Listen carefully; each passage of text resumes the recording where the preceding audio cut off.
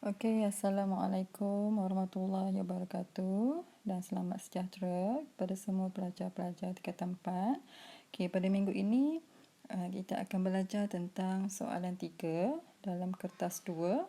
Okey, soalan 3 dalam kertas 2 ni ialah soalan tata bahasa. Okey, soalan tata bahasa ni mengandungi 5 soalan iaitu soalan 3A, 3B, 3C, 3D dan 3E. Okey, pada hari ini kita akan fokus kepada dua sahaja iaitu soalan 3C dan juga soalan 3D. Soalan 3C ialah soalan ejaan dan imbuhan, manakala soalan 3D ialah soalan istilah dan bahasa. Okey, soalan 3C ejaan dan imbuhan, terdapat 3 soalan iaitu 3 ayat. Okey, setiap ayat 2 markah, bermakna 3 ayat 6 markah. Dalam setiap ayat mengandungi satu kesalahan ejaan dan satu kesalahan imbuhan. Jadi pelajar tidak boleh mengeluarkan lebih daripada kesalahan ejaan dan kesalahan imbuhan. Maknanya 3 ayat dia mesti ada 3 kesalahan ejaan saja dan 3 kesalahan imbuhan. Okey, kemudian ejaan dan imbuhan yang didapati salah penggunaannya hendaklah diganti dengan ejaan dan imbuhan yang betul. Kesalahan ejaan yang paling kerap diuji dalam SPM ialah kesalahan mengeja kata serapan daripada bahasa Inggeris. Contohnya efficient, efficient. Okey, bahasa Arab hajah 2J sepatutnya 1J. Kata berimbuhan pinjaman, contohnya pra, merdeka, pasca, merdeka, jurutol. Okey, bagaimana ejaannya? Dekat ke, jarak ke? Okey, kemudian kata terbitan, akhiran, kan dan an, dan juga kata majmuk. Okey, kata majmuk dieja, ada yang dieja terpisah dan ada yang dieja satu perkataan. Itu ialah kata majmuk. Mantap. Okey, teknik menjawab untuk soalan ini ialah sebaik-baiknya calon buat dalam bentuk kotak. Okey, kesalahan dan juga pembetulan. Kesalahan tu kena keluarkanlah. Okey, apa kesalahan dalam ayat untuk ejaan dan apa kesalahan untuk imbuhan. Okey, agensi ialah kesalahan ejaan dan menggesa ialah kesalahan pembetulan. Okey, ada 3 soalan, 3-1, 3-2 dan 3 Roman. Okey, cara nak jawabnya beginilah dalam bentuk kotak. Dia mesti ada satu kesalahan ejaan dan satu kesalahan imbuhan.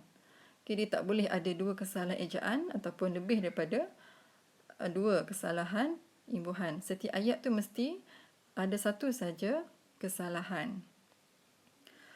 Okey, soalan 3C ialah kesalahan istilah dan juga tata bahasa. Okey, soalan ini ialah untuk menguji penguasaan pelajar tentang kemahiran kosakata dan bahasa. Okey, soalan 3C ini juga mengandungi 3 ayat dan setiap ayat mengandungi satu kesalahan istilah dan satu kesalahan bahasa. Markah 6 markah. Okey, sama juga tidak boleh menyenaraikan lebih daripada 3 kesalahan istilah dan 3 kesalahan bahasa. Istilah dan bahasa yang didapati salah penggunaannya hendaklah diganti dengan istilah dan bahasa yang betul. Okey, contoh bentuk-bentuk kesalahan bahasa. Yang pertama ialah kesalahan frasa mengikut hukum DM. Okey, DM diterang menerang. Kesalahan chili sauce, pembetulannya ialah sos cili. Kesalahan Nusantara restoran, pembetulannya ialah restoran Nusantara. Okey, bentuk yang kedua ialah kesalahan penggunaan kata sendi nama. Dia memberikan pendapat di dalam mesyuarat. Okey, salah. Yang betulnya ialah dia memberikan pendapat dalam mesyuarat. Dia memandang pada saya, salah. Dia memandang kepada saya. Okey, ini ialah diuji calon tentang kesalahan penggunaan kata sendi nama. Okey, yang ketiga ialah mengulang kata nama selepas kata jamak. Okey, selepas kata bilangan, kata nama tidak boleh digandakan. Okey, semua guru-guru. Okey, sepatutnya ialah semua guru. Okey, guru-guru tu tidak boleh kita ganda sebab semua itu telah menunjukkan jamak, iaitu banyak. Okey, bentuk yang keempat ialah tidak menggandakan kata bilangan himpunan. Okey, contoh beratus-ratus orang. Beribu-ribu penonton. Okey, beribu-ribu tu ialah kata bilangan himpunan. Kita mesti ganda. Kalau tak ganda salah. Okey, bentuk yang kelima, kesalahan penggunaan kata darjah penghabisan. Okey, paling tinggi sekali. Okey, salah. Jawapan yang betul ialah paling tinggi ataupun tinggi sekali. Terlalu mahal sekali. Okey, salah. Yang betulnya ialah terlalu mahal atau mahal sekali. Okey, bentuk yang keenam ialah kesalahan menggandakan kata saling. Saling hormat menghormati sepatutnya ialah saling menghormati ataupun hormat menghormati. Saling bermaaf-maafan, salah, sepatutnya saling bermaafan atau bermaaf-maafan. Okey, yang ketujuh ialah bentuk pembentukan ayat pasif. Okey, bagaimana ayat pasif diri pertama, diri kedua dan diri ketiga. Jadi pelajar kena mahirlah soalan yang ketujuh ni. Okey, bentuk yang ke-8 ialah penggunaan kan menggantikan akan. Okey, kata adjektif emotif. Contoh sayang, cinta, benci, marah, suka. Mesti ada akan, tak boleh kan.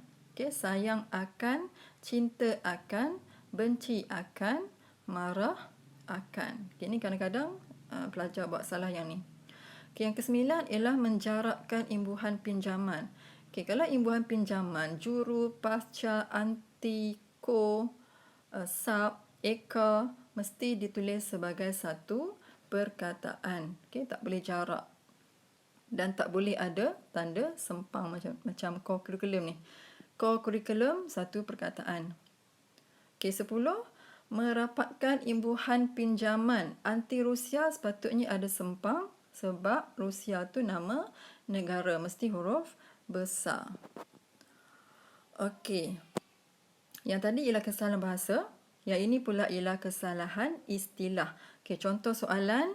Emak menyuruh kakak merebus air dan membeli pelbagai kuih muih untuk minum petang. Okey, kesalahan istilah di sini ialah merebus. Sepatutnya ialah menjerang. Okey, semua orang Islam yang beribadat dalam bulan Ramadan tidak boleh makan dan minum di waktu siang hari. Okey, kesalahan istilah di sini ialah beribadat. Okey, yang betulnya ialah berpuasa. Okey, kuih muih dan di itu ialah kesalahan bahasa.